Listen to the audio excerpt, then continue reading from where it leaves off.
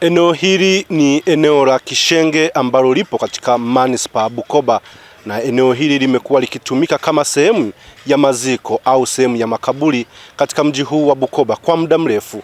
Lakini kwa sasa, baada ya mchakato wa kuboresha mji wa Bukoba, kuweka miundombinu ya kisasa ikiwemo soko, lakini pia na ujenzi wa miundombinu mingine ikiwemo barabara, sasa manispaa Bukoba imeamua kutumia eneo hili kujenga jengo la machinga ambao wanafanya biashara zao kando mwa barabara. Na hii ni baada ya kuomba kibali kutoka Wizara ya Ardhi, Nyumba na Maendeleo ya Makazi, ambayo ilitoa kibali rasmi mwezi Aprili mwaka huu kuwa makaburi zaidi ya 3,000 ambayo yapo katika eneo hili yahamishiwe katika eneo la Buembe, na eneo hili litumike kwa ajili ya kujenga jengo hilo la kitega uchumi.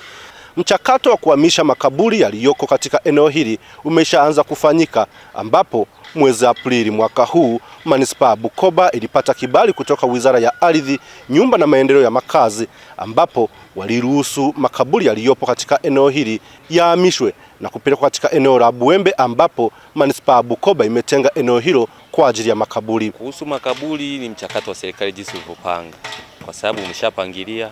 Cha msingi wananchi ni kuitikia tu wito na kusikiliza wanachoelezwa na serikali yao, kwa sababu serikali ya mama imtupi mtu yoyote, inamsikiliza, na serikali sikizi. Ni swala zuri kwa sababu maeneo haya wanafanya upanuzi wa mkoa huu wa Kagera. Jambo lingine tunaweza tukafaidika na sisi wa makazi haya hapa ya machinjioni, tukawa tumepata na sisi nafasi za kuweza kufanya shughuli zetu ndogo ndogo. Tumezungumza na mkurugenzi wa manispaa Bukoba, akaeleza hatua ambazo wamefikia kwa ajili ya kuanza mchakato wa kuhamisha makaburi yaliyopo katika eneo hili na kuyapeleka katika eneo la Buembe ambao limetengwa rasmi kwa ajili ya kupeleka miili iliyozikwa hapa. Kwa baada hapo tukaanza michakato wa kushirikisha makundi mbalimbali ili kupata utayari wa kuweza kuhamisha yale makaburi. Kwa hiyo tulianza kukaa na vyama vya siasa, tulikaa na viongozi wa dini, tulikaa na wazee maarufu, na hatimaye tumekaa na ndugu wa marehemu waliozikwa pale.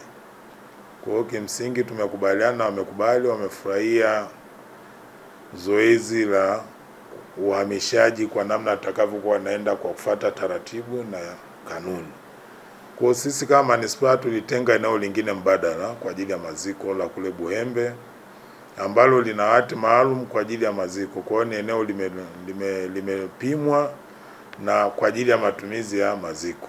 Mchakato wa kuhamisha makaburi au masalia ya miili ya watu ambayo ilizikwa katika eneo hili la Kishenge utachukua muda wa mwezi mmoja kuanzia sasa. Benson Eustace, Bukoba, Kagera. FM.